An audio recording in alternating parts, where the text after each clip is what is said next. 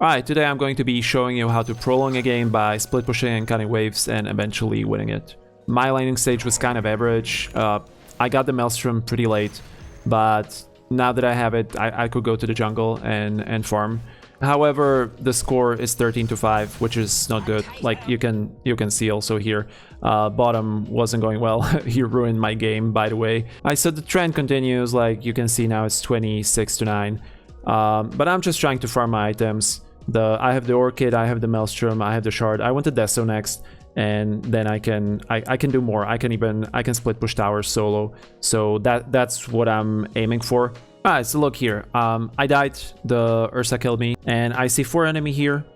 So I respawn. I want to go this way. I don't want to have anything to do with this area where there's 4 enemy. Also notice that the morale of my team is not very good. Earthshaker is not happy that I'm not fighting with them, and also that Marcy started to go solo because the fights were hopeless, which is definitely what she should be doing. Like, why to go into fights when the score looks like this and you're just fighting on lane 4 versus 5 or 4 versus 4? Like, that's not really helpful. Alright, so let's say that you have cooperating team.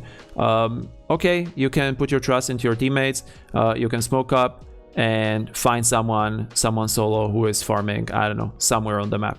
But as it looks like now, my teammates are not cooperating very well. No one is making any calls, and the enemy is kind of sticking together in full numbers. So my goal here is to force some TPs or rotations to the other side of the map from this area to these areas. That way they are not pushing the remaining towers, and my team can farm this area and get some items so we can finally take some team fights.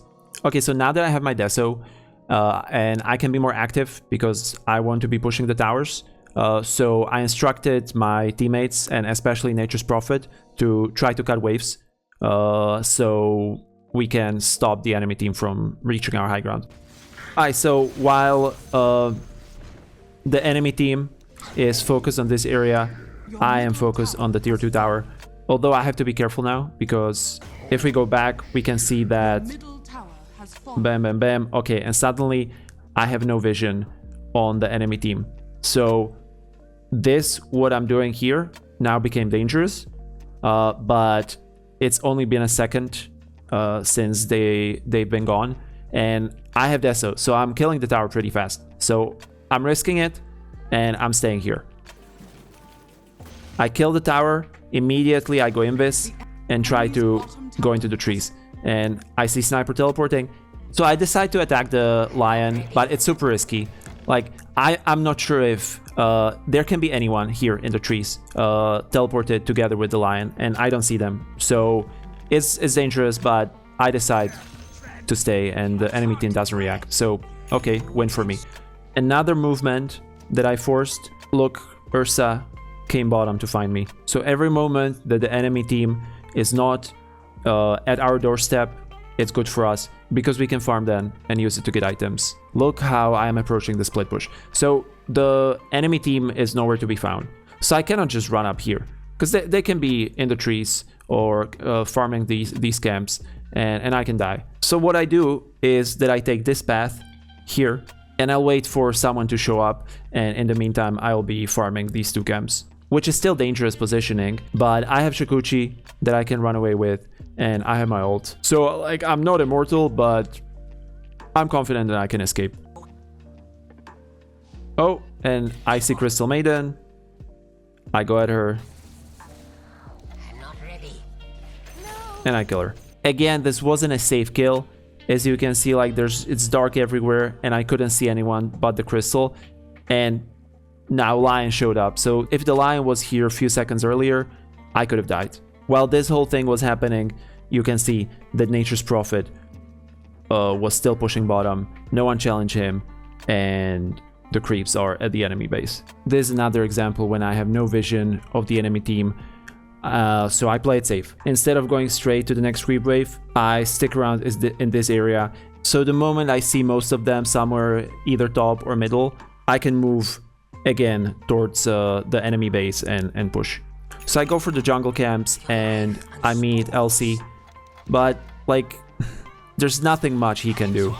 He pops Blade Mail, so I stop attacking him, and I'm chasing him. He's too fast, so nothing comes out of it, but here you see that I'm kind of strong, and I don't have to be afraid going 1v1 against basically anyone. The thing what I should be afraid is that the enemy team groups up on me.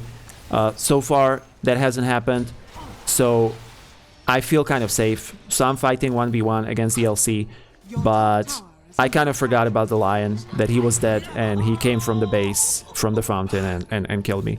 So yeah, that was a mistake. Now the situation is that the enemy is at our high ground.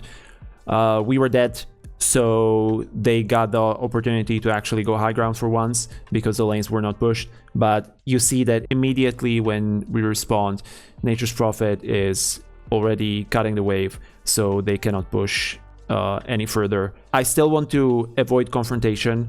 So yes, the enemy team is pushing our high ground, but what we have been doing up until now was working.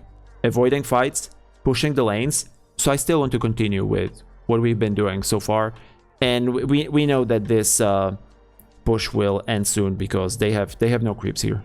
And right away, the strategy worked. We stopped the enemy push because we cut the mid wave. Now one enemy showed up chasing after me, and another one is also following. So successful distraction, and for me it means that I want to TP out because I saw two enemies chasing me.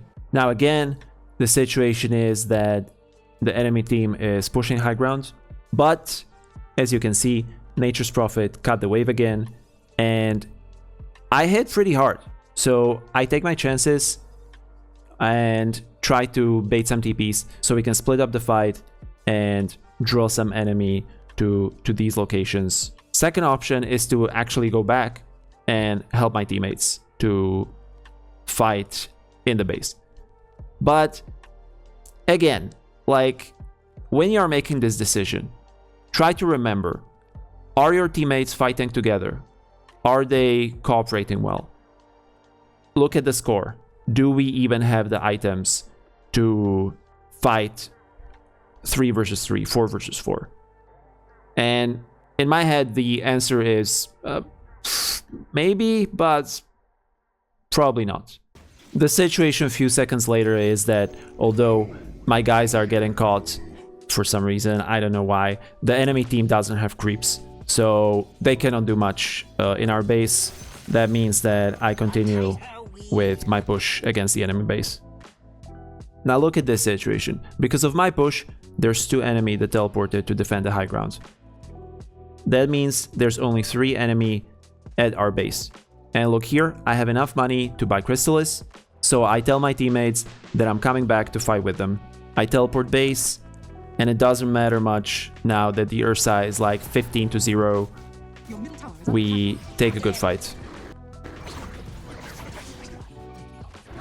Yeah, it's kind of longer than it had to be,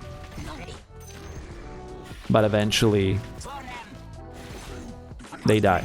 So great, we killed all 3 of them, we defended our base, and look at how much money we got from him. Even though it wasn't 5v5, that was our first team fight, I think, where I was involved, and we kind of destroyed them. So I was pretty confident that now we can fight 5v5. Okay, I want to highlight this situation also. We are going high ground, and 3 enemies are dead. That means any enemy that shows, we need to jump him.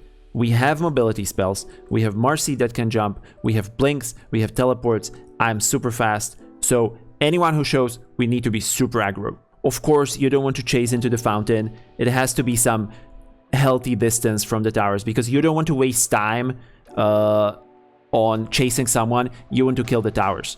So the towers are priority. However, if someone shows up, you need to kill him. And I'm communicating this. I'm telling my team, we are being aggro. If someone shows, we need to kill him. And that's exactly what happens. Crystal shows, well, we just fucking kill her. What is she doing? Ursa bought back, so we backed off. I don't think we had to, but we played it super safe. I finally got my level 25, and now I am unstoppable. You will see that I run around and no one can stop me. Like, Lion stuns me, but cannot catch up to me. And so I can just run anywhere I want, cut the waves. Like, look, like two enemy were chasing me. So this is what I continue doing. We scouted the enemy that they are rushing. Well, it could be also just one solo Ursa, but nevertheless, I go high ground and start pushing. And the moment I see someone TPing, I Shikuchi away. And good thing that I did. Ursa was on me already. What this push achieved is that Ursa got the Aegis, but instead of all 4 or 5 of them going towards our base, they teleported to defend. And now they are split and they cannot do anything. I keep doing my thing with Nature's Prophet. We are split pushing. Although I see that they are again going high ground, I continue in pushing. And it worked. Ursa, Disruptor are already back home, and the enemy offensive got disrupted. LC came back, and I have infinite Shikuchi now, so I'm fast as hell.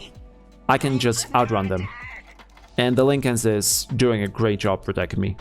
And now I can just run back to kill the remaining 2 that stayed behind. They didn't even needed me. So again, huge success of splitting the fight and killing the remaining enemy and pushing the base. Look at the state of the map. All the lanes are pushed to the front. So the enemy, all this is our territory. To highlight, this was my Earthshaker. Like, watch him. He will blink here and echo the enraged Ursa.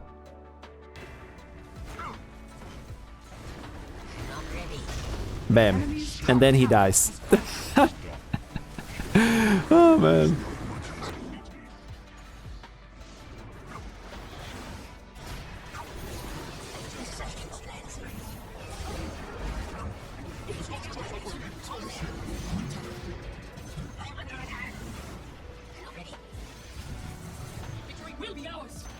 So we continue fighting here.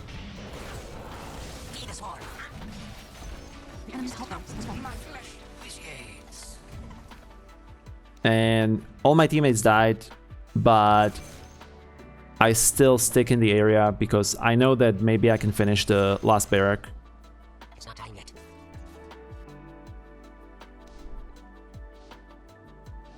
Which actually in the end happens. And we have mega creeps. So nice. We farmed the 60-minute items, and I think we are going for the final push. I'm not. Not yet. Yeah, almost everyone is dead. I'm under attack. It's not time yet. Game is over. Look at the graph. We were gradually bleeding out from the start of the game up until minute 40. But we were patient, we were split pushing, we were cutting waves so the enemy cannot siege high ground, and we started turning it. And eventually, when the game ended, we were in advantage of net worth and experience. Look at this Ursa graph. Insane. Bottom lane went horribly wrong, and look at the net worth discrepancy. And what to do about it, I, as carry, need to be the same net worth as enemy carry. So you see, theoretically, based on only net worth, minute 51-52 was the point when we can team fight. So that is the difficult part because we were losing heart in this section of the game. And I need to convince my teammates that what I'm doing is what is going to win the game. And we need to prolong it by 20 to 30 minutes. And after 30 minutes, we can win the game. And this is the hard part because usually your teammates are not patient. Alright, some final words. When you're losing a game hard, push a throne, win fights, and turn the game.